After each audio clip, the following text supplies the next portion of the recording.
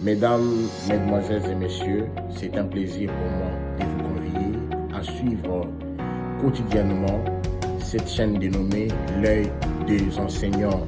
C'est une chaîne qui valorise l'enseignement, alors n'hésitez pas à vous abonner parce que c'est un cadre qui nous permettra à s'exprimer librement tout en dénonçant ce qui se passe dans notre pays sur le plan éducatif.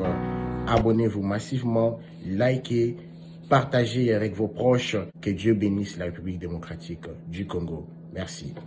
Chers amis de l'œil des enseignants, partout où vous nous suivez, nous vous saluons et nous sommes contents de venir encore devant vos petits écrans. Aujourd'hui, nous ne serons pas seuls dans cette émission. Nous allons aujourd'hui être avec la personne que nous avions cherchée il y a des années, celui à qui on a toujours espéré écouter un jour pour sa sagesse, son intelligence et surtout la manière où il aborde le sujet. Il s'agit de Maître Junior Bola qui est devant vos petits écrans.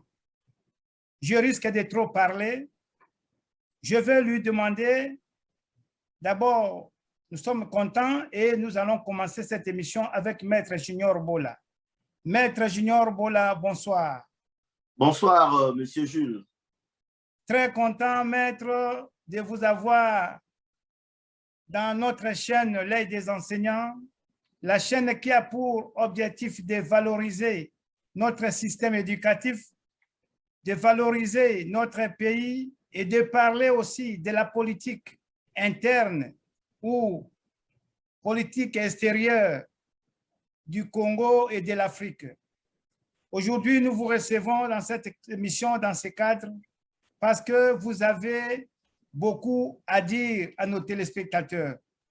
Mais avant que nous puissions continuer, nous voulons, avec le souci de nos téléspectateurs, savoir qui est Maître Junior Bola. Merci, Monsieur Jules. En tout cas, je dois vous avouer que je suis surpris et en même temps flatté par votre façon de me présenter. Merci.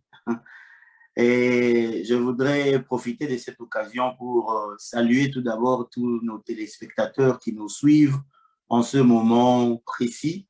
Je leur dis merci pour leur attention et merci à votre chaîne aussi pour m'avoir reçu, m'avoir donné l'occasion de m'exprimer tant faire se peut. Je suis Maître Claude Junior Bola, avocat au barreau de Kinshasa, Matete.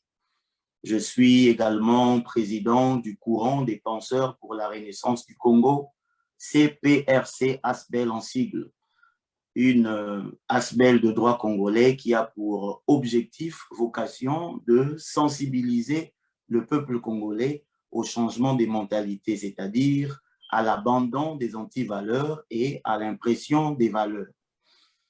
D'autre part, je suis membre ou cadre d'un parti politique, la Dynamique Congo Uni, où j'exerce présentement les fonctions de secrétaire national adjoint en charge de la diplomatie États-Unis d'Amérique, parti cher à M. Vidier Chimanga, conseiller spécial du chef de l'État en matière stratégique. Voilà ce que je peux dire en peu de mots quant à ce qui concerne ma présentation.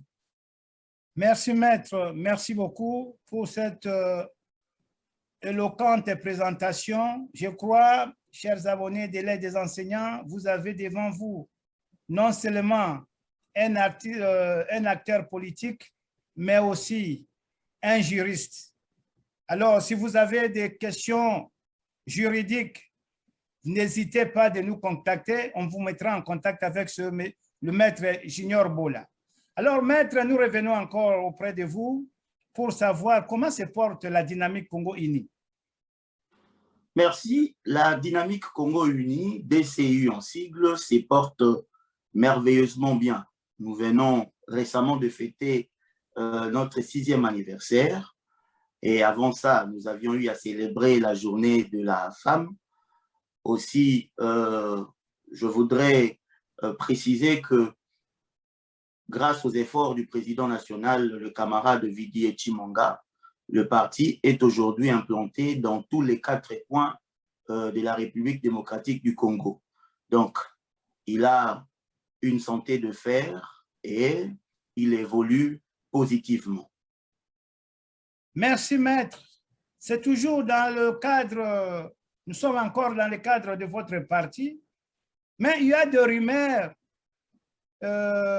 qui courent où on rencontre que votre président Vidi Chimanga n'est plus en odeur de sainteté avec le président de la République. Qu'en dites-vous à nos chers téléspectateurs?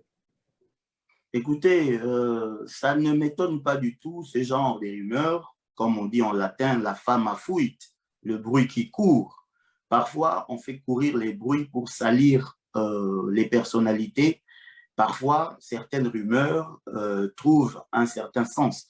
Mais dans le cas qui est le nôtre, je voudrais vous assurer et rassurer en même temps que le président national du parti DCU, monsieur le camarade Vidi Chimanga, est en odeur de sainteté avec le président de la République, son Excellence, monsieur Félix Antoine Tshisekedi, de qui il est conseiller spécial en matière stratégique. Leurs relations sont au beau fixe jusqu'au moment où je vous parle. Il n'y a rien de tel que vous n'ayez entendu qui soit vrai. Maître, si nous posons cette question encore, c'est parce que, la dynamique Congo Uni n'est pas dans l'union sacrée et aussi, dans le nouveau gouvernement, on n'a pas vu un membre de la dynamique Congo Uni. Voilà pourquoi les peuples, la population se demande et la population, vous savez que les rumeurs parfois racontent la réalité. Voilà pourquoi nous sommes là pour vous poser les questions que nos téléspectateurs nous ont données avant que nous puissions entrer au studio aujourd'hui. Merci, M. Jules. En tout cas, je vous dirai ce que je sais et je ne vous dirai pas ce que je ne sais pas. Mais ce que je sais par rapport à votre question, puisqu'il faut y répondre, donner réponse adéquate, la dynamique Congo Uni, pour préciser, fait partie intégrante de l'union sacrée. Et pour rappel, nous avons été reçus lors des dernières consultations lancées par le chef de l'État, son Excellence M. Félix Antoine Tshisekedi. La dynamique Congo Uni a été conduite par son secrétaire général, M. Hervé Bonongué, et dans cette délégation s'est trouvé, bien entendu, le président national, M. Vidi Chimanga. Nous avons pris part à ces consultations. Nous avons, n'est-ce pas, dit au président de la République ce que nous avions à cœur par rapport aux attentes de la population congolaise. Et après, en ce qui concerne le fait que nous n'ayons pas des postes ministériels dans le nouveau gouvernement, cela se justifie par le simple fait que lors de dernières élections, la dynamique Congo Uni n'avait pas présenté des candidats députés. Donc, notre parti ne se retrouve pas au sein du Parlement tel que la configuration actuelle se présente. Voilà. Et à part ça, le fait de ne pas avoir eu des postes ministériels ne voudrait pas dire, n'est pas synonyme du fait que nous ne soyons pas dans l'union sacrée. Bien au contraire, nous faisons partie totale de l'union sacrée. Merci, maître. Nous continuons toujours avec les préoccupations de nos téléspectateurs. La RD Congo a connu quelques perturbations politiques suite à la divorce, au divorce du FCC et CASH et la création de l'union sacrée que je venais d'évoquer il y a quelques instants. Comment la dynamique Congo Uni avait accueilli ce divorce et comment la dynamique Congo Uni avait vraiment participé à la formation de l'union sacrée? Écoutez, comme vous le savez, la coalition FCC-CASH de triste mémoire avait vu le jour à la suite des résultats des dernières élections.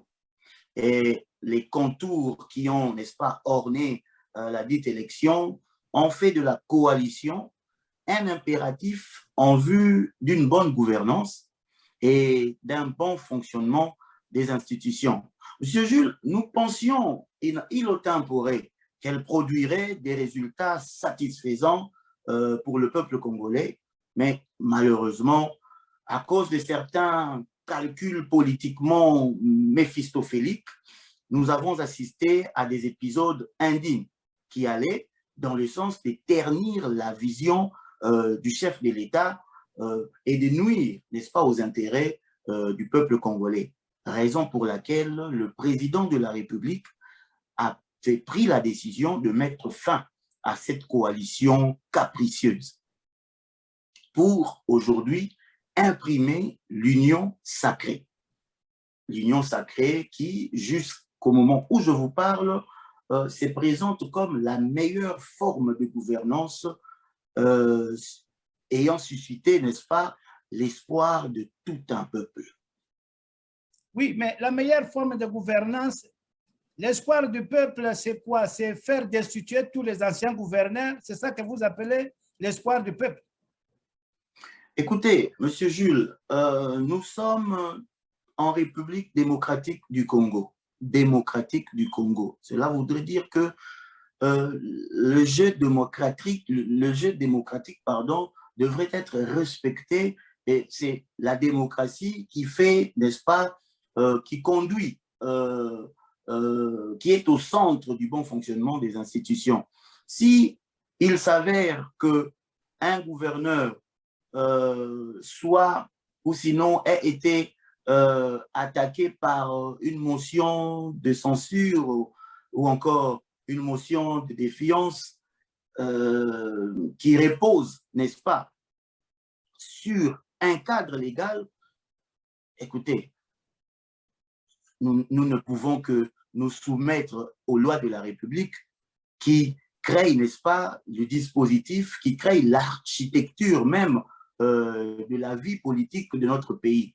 Nous ne pouvons pas nous y opposer. Ce sont les députés qui œuvrent dans les différentes assemblées provinciales et il leur revient le droit, n'est-ce pas, de voter les lois et pourquoi pas de censurer les gouverneurs si ceux-ci se montrent incompétents.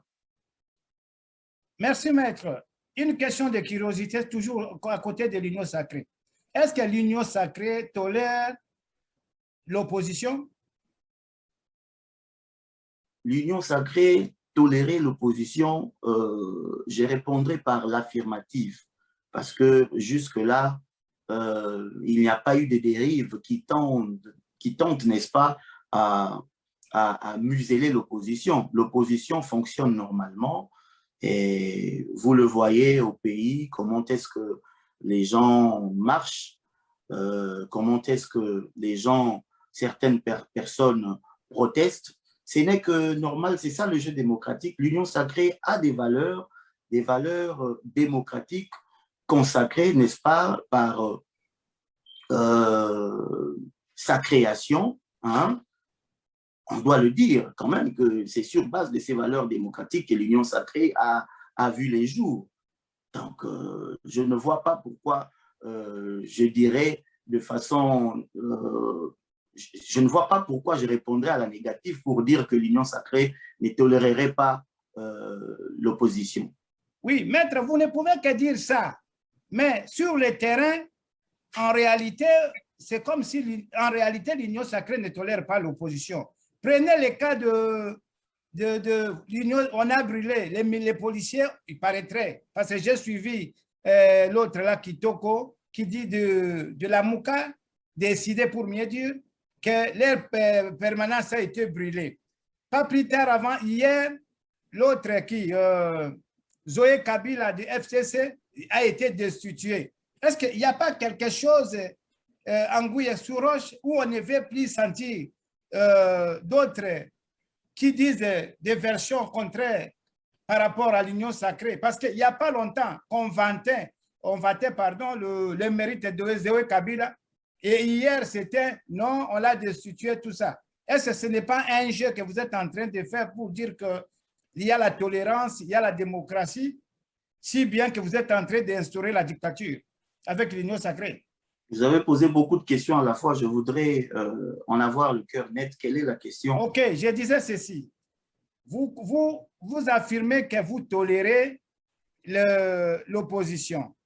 Alors, moi, j'ai dit, bon, le peuple se demande, parce que dernièrement ici, à la marche de la Mouka, le siège de l'ECD a été brûlé et aussi, pas plus tard qu'hier, il y a Zoé Kabila qui a été destitué comme gouverneur. Commençons d'abord par le siège de la Mouka. Voilà. Alors, vous ne tolérez pas la Mouka faire la marche alors que la marche est vraiment constitutionnelle. Et évidemment, comme vous l'avez dit, la marche, la liberté d'expression, la liberté des regroupements, la liberté de religion, tout ça, c'est constitutionnel. Je suis tout à fait d'accord avec vous. Mais lorsque vous dites que le siège de l'ECD a été brûlé, c'est ça?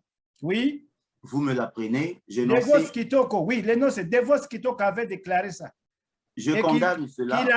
Il accusait les policiers et ils vont même déposer une plainte au parquet général pour ça. Écoutez, je voudrais dire ceci. Je condamne cet acte si et seulement si le siège de l'ECD, vous avez dit? Oui, l'ECD, oui. Si ce siège a été brûlé, laissez-moi vous dire la main sur le cœur que je condamne cet acte avec la dernière énergie parce que la démocratie ne tolère pas ce genre d'actes.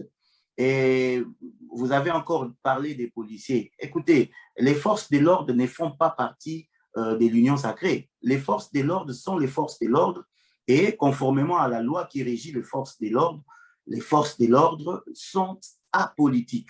Je ne sais pas exactement ce qui s'est passé. Je ne suis pas au courant non plus de ce que vous évoquez tout à l'heure, sauf que si cela est vrai, je condamne. Alors, avec la plus grande énergie, la summa op, ce qui se serait passé comme vous me le dites. Oui, parlons maintenant de Zoé Kabila qui a été destitué hier, alors qu'il y a des mois passés où on parlait de ses mérites, où on parlait de sa contribution à choses dans la province de Kalemi. Et ce n'est pas aussi un moyen de chasser les opposants au pouvoir. Écoutez, en tout cas, je suis très mal placé pour vous répondre à cette question, sauf que de façon personnelle, je vous dirais exactement ceci. Si le gouverneur dont vous citez le nom a été démis de ses fonctions par des mécanismes démocratiques dus à l'Assemblée provinciale de sa province, ce n'est que normal. Et cela n'engage pas du tout l'Union sacrée. L'Union sacrée n'est pas une personne physique qui viendrait donner des injonctions aux députés pour n'est-ce pas, imprimer telle attitude ou tel comportement. Je ne crois pas.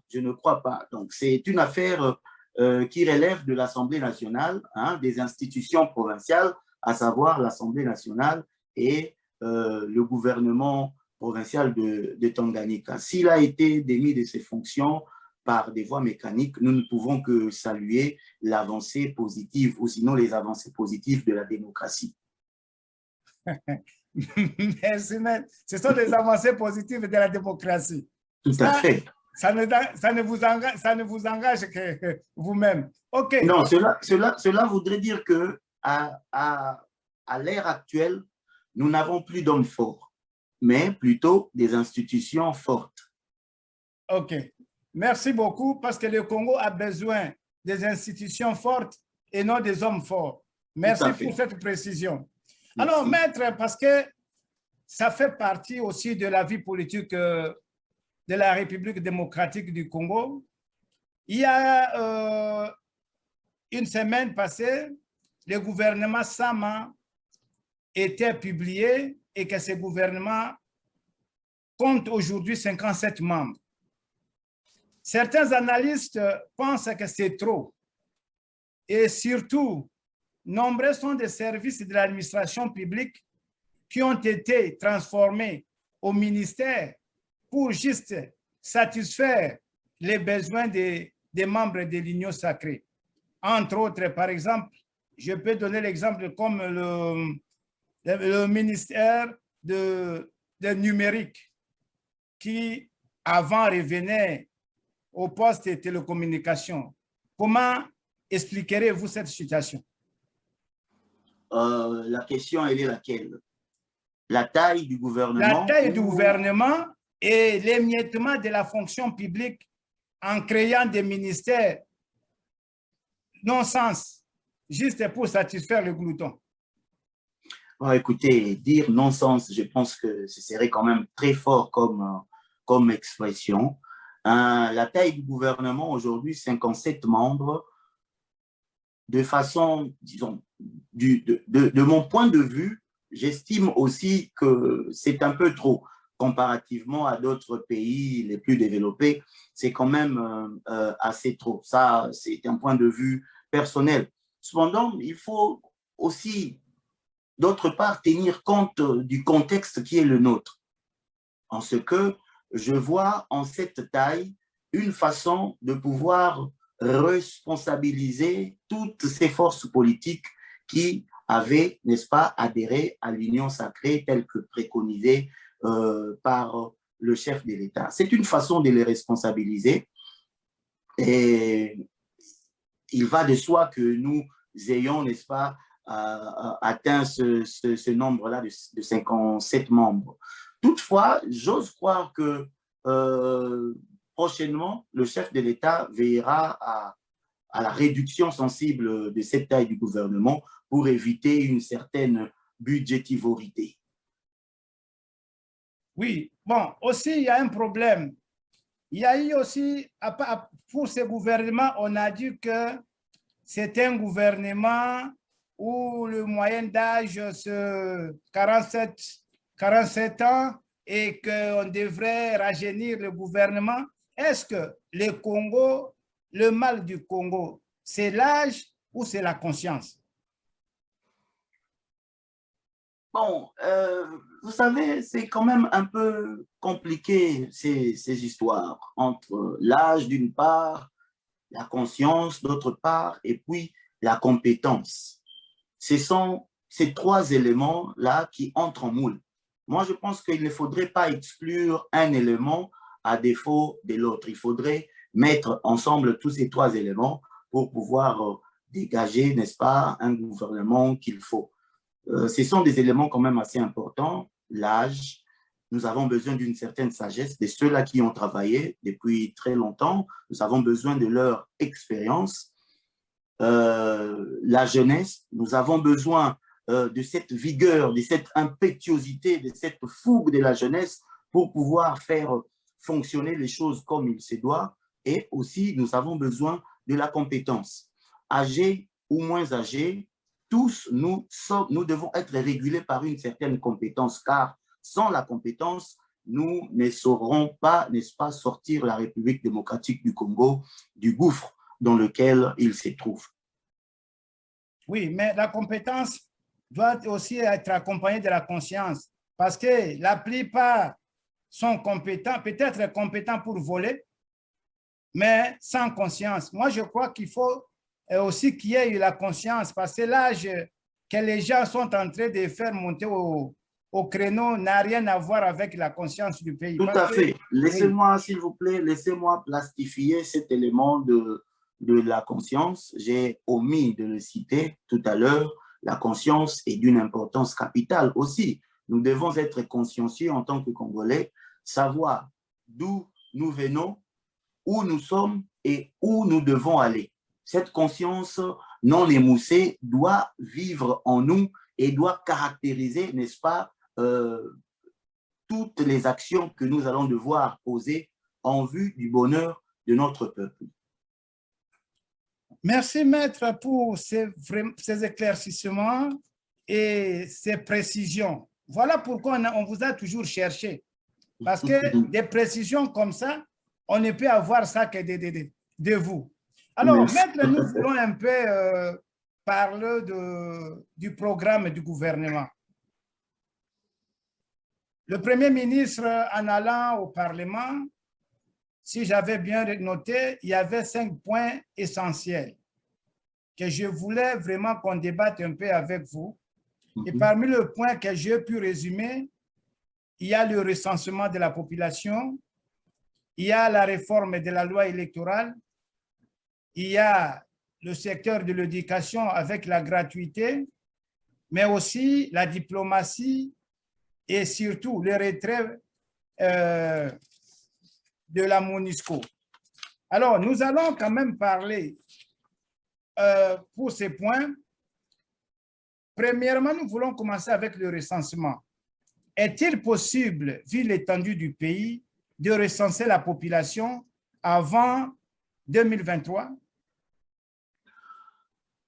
Écoutez, c'est une question assez technique. Je voudrais préciser cela. Je ne suis pas expert en la technicité par rapport au recensement et tant d'autres questions y liées. Mais seulement ce que je pourrais dire est que pour moi, je vois dans le recensement une triple importance. D'abord, le recensement pourra nous aider à résoudre des questions démographiques, n'est-ce pas, hein, l'état quantitatif de notre population. Le recensement nous aidera à résoudre cette question. Le recensement nous aidera également à connaître les véritablement Congolais, qui est Congolais et qui ne l'est pas. Et troisièmement, le recensement va, n'est-ce pas, nous aider à donner du crédit aux futures opérations électorales. Donc, le recensement est d'une grande importance. Et j'ose croire qu'avec un peu d'effort, nous saurons concrétiser ce recensement avant les prochaines échéances électorales. Mais, oui, c'est bien, tout ce que vous évoquez là, c'est bien. Mais il s'est toujours posé un problème financier. Est-ce qu'on sera à mesure de financer ces opérations ou on doit toujours faire appel à l'aide internationale? Bon, je pense que tout moyen est bon. Si on faisait un appel à l'aide internationale, ce ne serait pas mauvais non plus, étant donné que nous faisons partie de la communauté internationale. Nous sommes membres des Nations Unies, nous sommes membres de l'Union africaine. Faire appel à la communauté internationale ou à l'aide internationale ne serait pas un péché. Mais toujours est-il que arriver à réaliser ce recensement sur base de nos propres efforts serait en tout cas une bonne option aussi. Toutefois, je suis convaincu que ce recensement-là sera fait avant que nous puissions embrasser les prochaines échéances électorales. Nous y croyons, comme disent les Anglais, wait and see. Alors, maître, nous passons au deuxième point qui concerne les réformes électorales. La dernière sortie de Corneille Nangaa à l'Assemblée nationale, il a montré qu'il n'était pas pour les réformes électorales. Maintenant, le gouvernement met ça comme programme de soutenir les réformes électorales. Vu que la Commission nationale électorale est indépendante, il n'y aura pas de couac pour que ces réformes aient lieu. Non, je ne pense pas qu'il y aura du couac pour les réformes électorales. Parlons d'abord de ces réformes. Les réformes aussi, à l'instar du recensement, les réformes à l'heure actuelle sont d'une grande importance. Pourquoi? Parce que veuillez un peu vous rappeler du déroulement des élections, des dernières élections.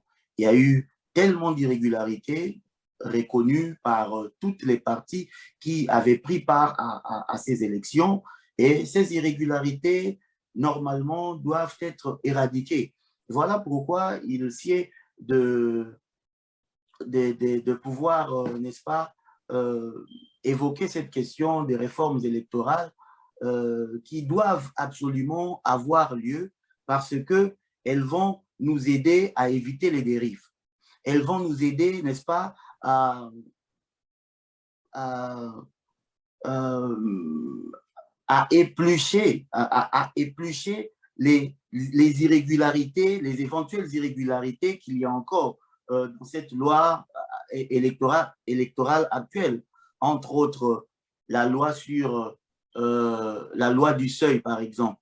Moi, pour ma part, j'estime que c'est une loi à caractère injuste. C'est une loi très injuste qui a défavorisé bon nombre de citoyens qui avaient postulé en ce temps-là et avaient récolté autant de voix que possible. Mais malheureusement, se sont vus ne pas être validés en qualité de députés seulement à cause disons, de la loi du seuil. Voilà un peu beaucoup de choses qu'il faudrait, n'est-ce pas, toiletter en ce qui concerne notre actuelle loi électorale. Il y a quand même assez d'histoires hein, qui font sentir le roussi. Il faudrait les traiter sérieusement hein, pour pouvoir, n'est-ce pas, donner de la clarté lors des prochaines élections à venir. Maître, s'il vous demandait de donner une proposition, accepteriez-vous ce que disent les gens comme quoi qu'on doit recourir au deuxième tour, mais aussi au débat contradictoire entre les candidats? Accepteriez-vous de défendre ça dans votre parti? Je suis d'avis, comme plus d'un qui pense qu'il faudrait ramener les débats contradictoires entre les candidats. C'est aussi une occasion pour le peuple de pouvoir lécher, n'est-ce pas, le vrai programme des différents candidats qui concourent, n'est-ce pas, à la direction du pays, qui concourent à présider, n'est-ce pas, la destinée de notre cher et beau pays. C'est d'une importance aussi capitale que les autres, les débats contradictoires entre les candidats. Et autre chose que vous avez dite, c'était le deuxième tour. Le deuxième tour, ouais. Ça aussi, c'est important parce que on ne peut pas, moi, je pense qu'on ne peut pas accepter qu'un président de la République soit élu avec 20% seulement. Ce n'est quand même pas normal. Ce n'est quand même pas normal. Ce pourcentage est tellement minime que le deuxième tour est important parce que ça permet, n'est-ce pas, la consolidation du nombre de ces électeurs, ça permet la consolidation de la légitimité autour de ce président qui sera élu. Le deuxième tour est très important. Moi, j'aimerais voir cet élément-là refaire surface dans notre loi électorale. Merci, maître. Merci vraiment. Merci beaucoup.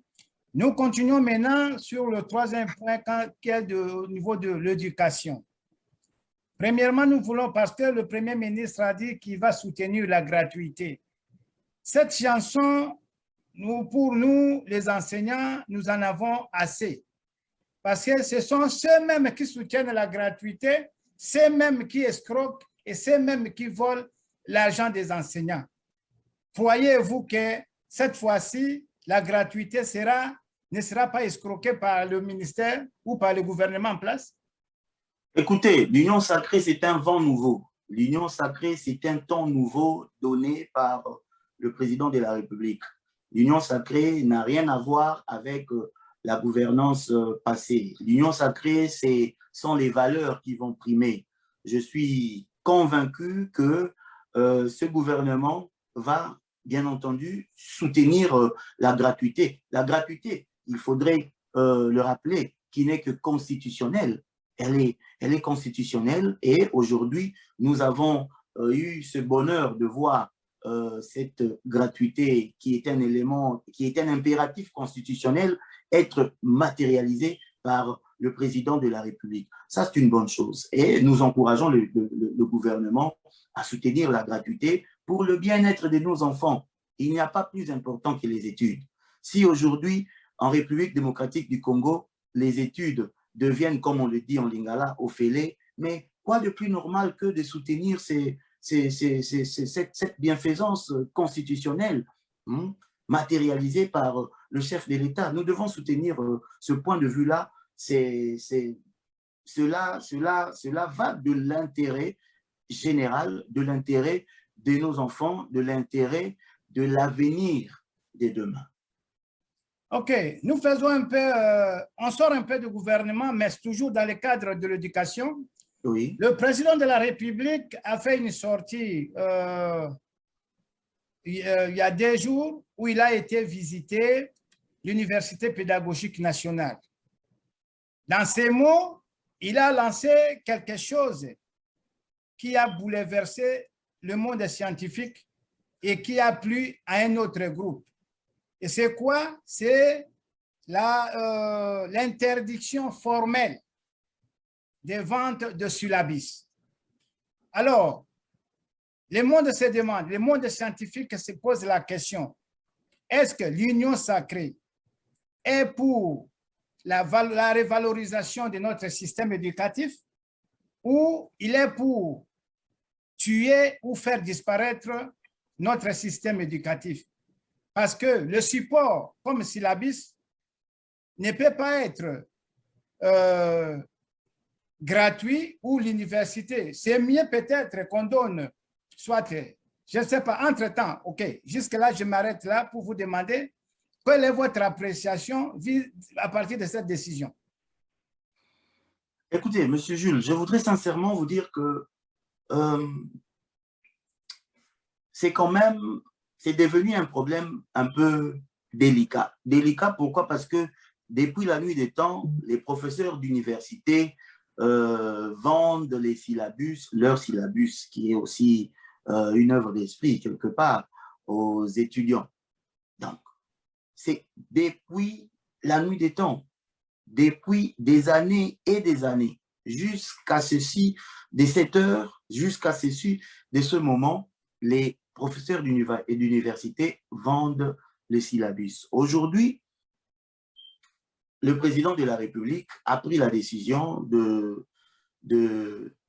d'anéantir, n'est-ce pas, cette pratique qui consistait à vendre les syllabus aux élèves, aux étudiants. C'est une solution, vous constaterez que c'est une solution salvatrice pour les étudiants, parce que déjà, les difficultés économiques sont tellement énormes que certains étudiants n'arrivent pas à se procurer des syllabus qui coûtent aussi cher.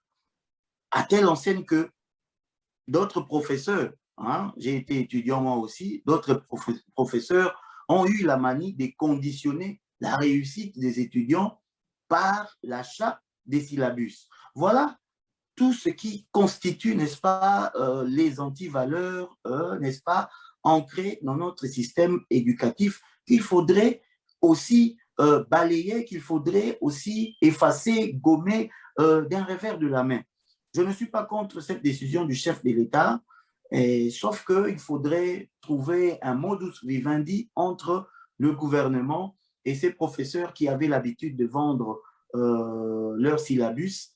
Pourquoi pas leur apporter une subvention par rapport à leurs œuvres? Je pense que ça donnerait, n'est-ce pas, cela serait une bonne solution, pour dire brièvement, cela serait une bonne solution par rapport à cette situation qui prévaut. Mais la décision de ne plus vendre les syllabus est une bonne décision, salutaire pour les étudiants. Oui, maître, c'est salutaire pour les étudiants. Est-ce que l'université doit être pléthore ou sélective? Parce que si on voit bien, nos universités coûtent moins cher à travers le monde.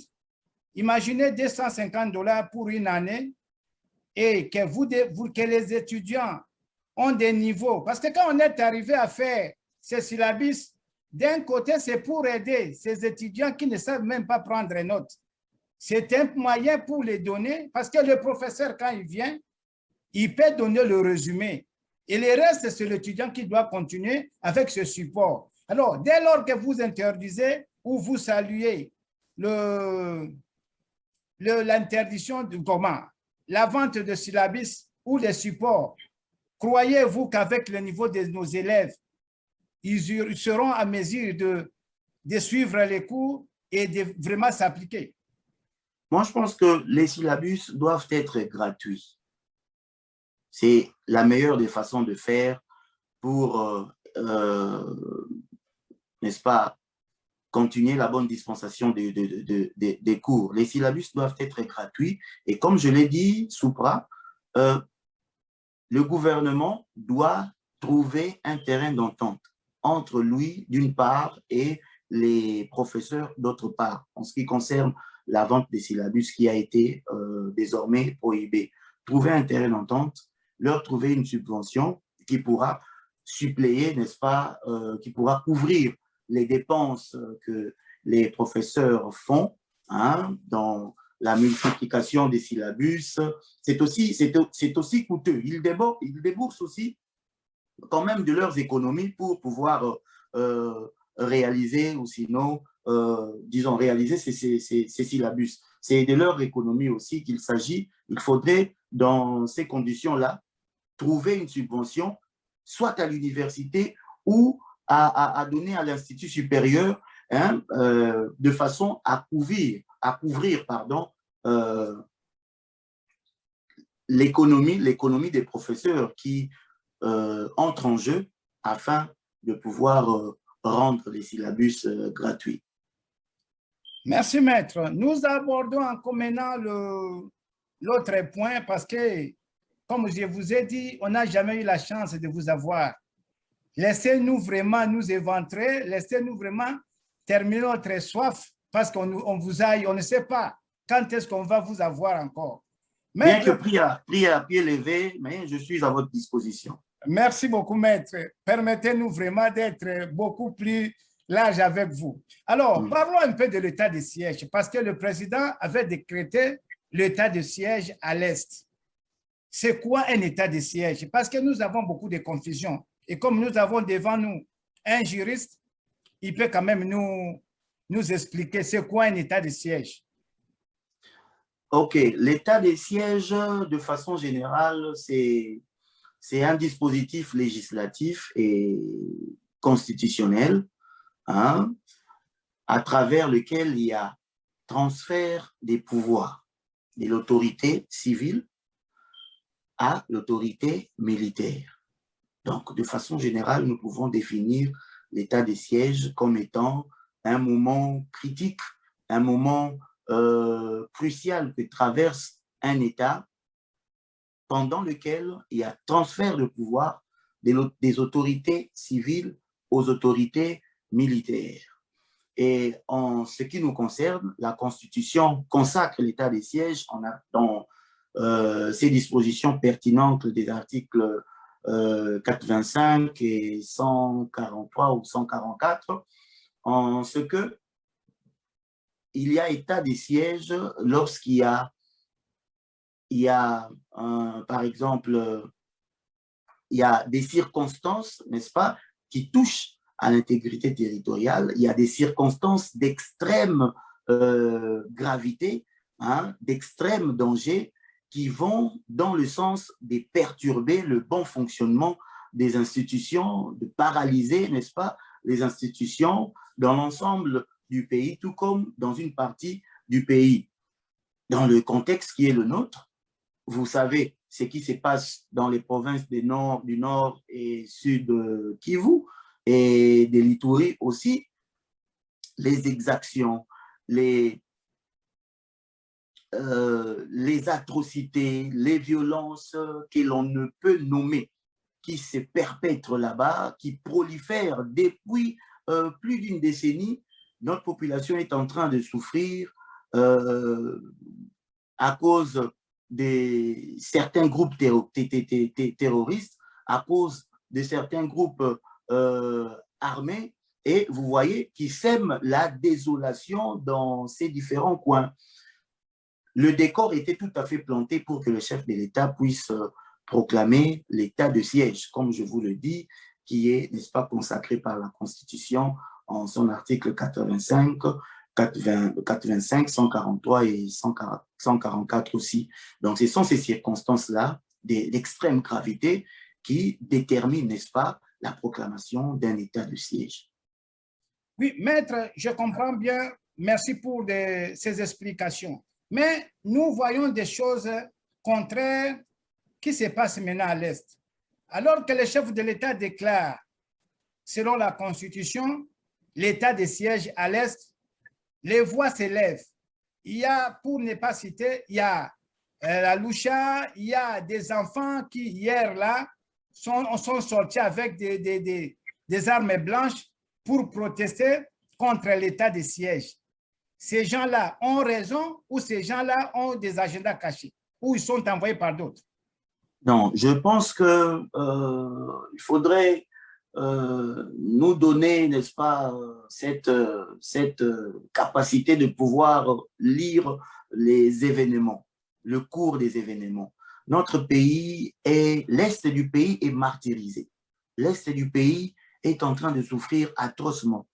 Et je l'ai dit tout à l'heure, que les décors étaient plantés pour, n'est-ce pas, proclamer l'état de siège. Je ne vois pas les bonnes raisons pour lesquelles ces différentes couches sociales que vous avez évoquées sont en train de languir à propos de cette proclamation de l'état de siège. Moi, je pense, comme d'autres bonnes consciences, que c'est une raison, pardon, c'est une solution importante qui pourrait, n'est-ce pas, tant faire se peut, alléger les souffrances multiples que sont en train de subir nos populations de l'Est. C'est une bonne solution quand même.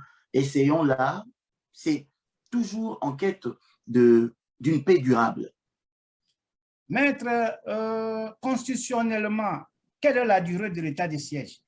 C'est 30 jours, conformément à l'article 85 de la Constitution, je crois. C'est 30 jours la durée d'un état de siège. On peut prolonger l'état de siège au cas où… Évidemment, l'état de siège peut être prolongé si le président de la République saisissait, n'est-ce pas, les deux chambres du Parlement et que celle-ci arrivait à acquiescer. On pourrait toutefois prolonger, selon une certaine durée, la durée de l'état de siège. Et encore faudrait-il dire que l'état de siège n'est pas anticonstitutionnel, il est bel et bien constitutionnel. Comme j'ai entendu certaines personnes l'évoquer, que l'état de siège actuel serait anticonstitutionnel. En tout cas, c'est faux. L'état de siège est bel et bien constitutionnel parce que consacré par notre Constitution. Mais si c'est pour 30 jours, pourquoi ne pas laisser les gouverneurs en place et renforcer la force militaire tout simplement sur le terrain? Non, au fait, il faudrait quand même que nous puissions clarifier une chose. L'état des sièges, comme je l'ai dit, cela s'applique, n'est-ce pas, pendant des moments de péril. S'il faut décortiquer la Constitution en ces mots propres, pendant des moments de péril, pendant des situations d'extrême gravité telles que nous les vivons à l'Est de la République. Et comme vous le savez, il y a eu des gouverneurs civils depuis très longtemps, depuis des décennies, qui ont, n'est-ce pas, eu à gérer ces coins, mais sans aucun changement, quand bien même la présence de l'armée sur place. Une façon pour la République de consolider la force militaire qui œuvre sur place pour, en vue de faire retrouver la paix dans ces différents coins. Il faudrait, n'est-ce pas, laisser les militaires à l'œuvre, parce qu'on suppose que leur présence serait bénéfique pour le rétablissement de la paix dans ces différents coins de la République démocratique du Congo. Oui, maître, merci beaucoup, maître. Merci beaucoup. Mais pour terminer ce point, nous sommes dans la soif de savoir quelle différence entre l'état de siège et l'état d'urgence. Voulez-vous nous éclairer pour nos téléspectateurs?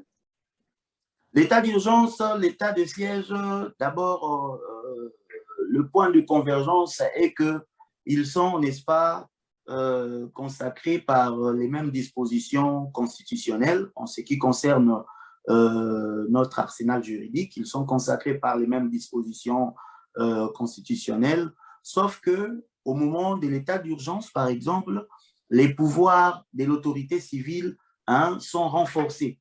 Par contre, au moment de l'état de siège, c'est un transfert de pouvoir entre l'autorité civile et l'autorité militaire. C'est l'autorité militaire maintenant qui prend plein pouvoir pendant l'état de siège. Comme on le dit, qu'aidant armato gaye, que les armes le cèdent à la toge, un principe qui veut que l'autorité civile soit sous l'autorité militaire, soit sous l'autorité civile, mais dans l'état de siège, c'est le contraire.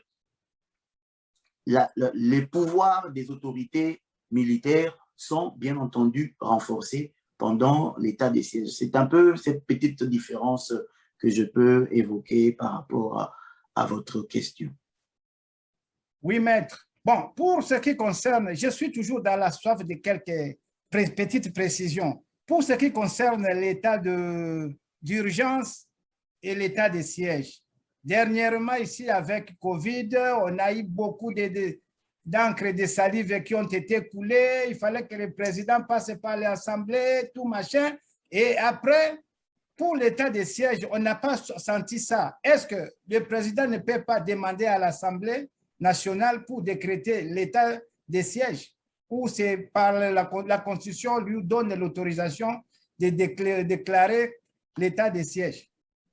La procédure est celle-ci. Si j'ai bonne mémoire, la procédure veut que avant la proclamation de l'état de siège ou de l'état d'urgence, le président de la République puisse se concerter avec le Premier ministre, chef du gouvernement, ainsi que les deux présidents des chambres. Ce qui a été fait, à ce que je sache, le président de la République a eu à se concerter avec ces différents présidents des corps, et après concertation, n'est-ce pas, il s'en va proclamer l'état de siège. Donc, cette concertation ne voudrait pas dire permission, non. C'est une concertation où le chef de l'État leur fait savoir de son vœu de pouvoir déclarer l'état de siège par rapport, n'est-ce pas, aux circonstances qui entourent la vie de la République. C'est un peu cela. Okay, et après cela, le Parlement, les deux chambres se réunissent de plein droit pour, n'est-ce pas, continuer la procédure, le reste de la procédure. Merci, maître. Nous vous avions beaucoup retenu, mais nous avons toujours soif de vous. Mais avant de terminer, nous avons deux points auxquels on a besoin de votre réaction. Le premier point, c'est l'affaire Bukangalozo. Augustin Matata Pogno a décidé cette fois-ci d'affronter la justice. Quelle est votre réaction? C'est courageux, c'est bien. La justice, on ne la fouille pas. Je pourrais, n'est-ce pas, vous rappeler le plus grand des philosophes, je cite Socrate, qui a été face à son destin, face à la justice, et ne s'est pas comporté en lâche. Il a accepté d'affronter cette justice malgré le fait que la sentence n'était pas juste, tout à fait juste, mais il a accepté de subir cette justice-là. Pour ainsi dire que la justice ne se fuit pas, on ne se dérobe pas face à la justice. Si l'ancien Premier ministre a accepté d'affronter la justice, c'est une bonne solution, une bonne résolution de sa part. C'est une occasion pour lui de pouvoir apporter ses moyens de défense, se disculper, face à la justice et puis continuer à vivre sa vie de façon normale, sans pour autant être inquiété encore. Merci, maître. Le deuxième point, ou la deuxième information que nous voulons avoir votre appréciation, c'est l'arrestation, l'extradition, puis l'emprisonnement de notre ancien chef. Ça, je vous parle comme enseignant. Le ministre de l'EPST, Willy Bakonga. Comment aviez-vous accueilli cette information? Bon, c'était comme tout Congolais qui suit les informations. Normalement, j'ai appris comme vous aussi l'arrestation de l'ancien ministre Willy Bakonga à Brazzaville, capitale de la République populaire du Congo. J'ai appris ça comme ça, donc c'est un peu ça. Oui, maître, une question encore. Maintenant, je vous pose, bon, vous êtes maître, c'est que vous avez eu à avoir beaucoup de cas pour défendre en justice. Qu'est-ce qui fait que les détourneurs, les merdeurs, disons les assassins, qu'est-ce qui fait que les voleurs, une fois arrêtés, ils sont toujours caution d'être malades? Qu'est-ce qui fait que tous ceux qui volent, parce qu'on a vécu avec, d'abord, pour ne pas citer, Dolly Makambo, quand on l'avait arrêté, on l'a amené à la clinique Galien malade. Qui encore l'autre là? Le type qui a été Vital Kamere, malade. Le Libanais là, malade. Maintenant, Willy Bakonga, malade. Qu'est-ce qui fait que après avoir volé ou après avoir été condamné, on est directement malade? Qu'est-ce qui fait ça dans vos expériences d'avocat? Qu'est-ce qui fait que les prisonniers soient toujours malades? Écoutez, parfois ils sont réellement malades, parfois non. C'est une stratégie ou encore un instinct de survie. Voilà ce que je peux dire en tout cas. OK. Je ne sais pas, maître, nous sommes presque arrivés à la fin de notre émission. Je ne sais pas s'il y a une question que vous auriez, que vous attendiez que je vous pose et que je n'ai pas posée. Si vous pouvez nous dire ce que vous pensez. Et s'il n'y en a pas, quel est votre dernier mot au cours de cette émission? Les questions étaient vôtres, les réponses miennes. En tout cas, je ne sais pas si j'ai quand même été à la hauteur de cette émission, si j'ai été satisfaisant ou sinon convaincant par rapport à notre cher public. Je ne sais pas, j'espère tout de même. Mon dernier mot serait seulement que nous puissions, en ce moment de COVID-19, continuer à respecter les gestes barrières parce que c'est une maladie, c'est un virus vrai, réel, ça tue et ça continue à tuer. Puissions-nous, n'est-ce pas, nous, peuple congolais et nous, peuple du monde, continuer à respecter les gestes barrières. Voilà, donc c'est un peu ça. Je voudrais également en appeler à l'adhésion massive, encore une fois, à notre parti, la Dynamique Congo Unie. Venez, c'est un parti qui est ouvert à tout le monde. Venez, faites votre adhésion massive, s'il vous plaît, et soutenons, n'est-ce pas, le président de la République, son Excellence, Monsieur Félix Antoine Tshisekedi, dans sa vision de redorer la République démocratique du Congo de sa belle robe d'autrefois. Oui, maître, merci encore pour tout ce que vous dites. Merci encore pour avoir été avec nous. Qu'est-ce que vous recommandez aux téléspectateurs de l'émission Les des enseignants? Une émission importante, une émission succulente, une émission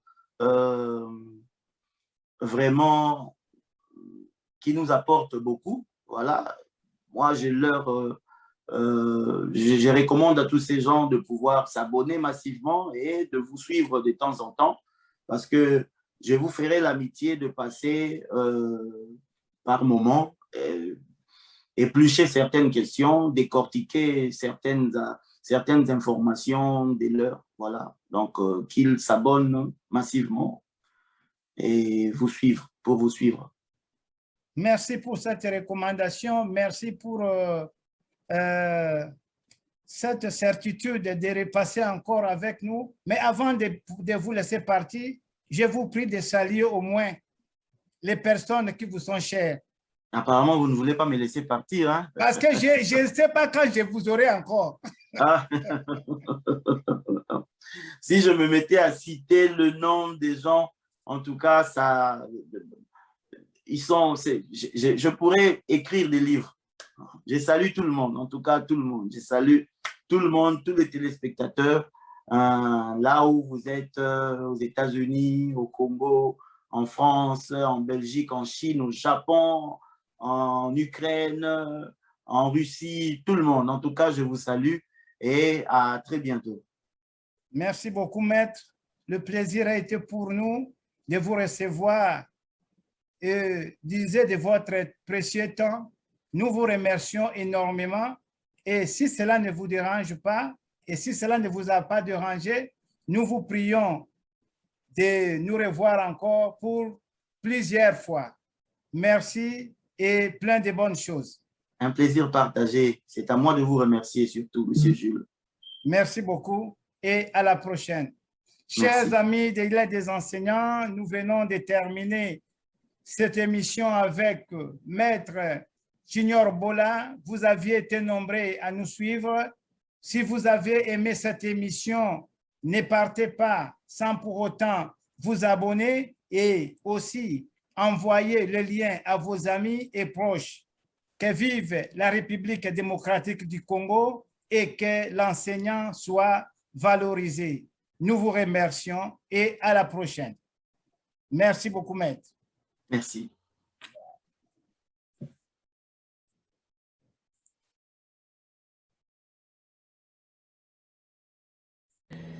Mesdames, Mesdemoiselles et Messieurs, c'est un plaisir pour moi de vous convier à suivre quotidiennement cette chaîne dénommée L'œil des enseignants.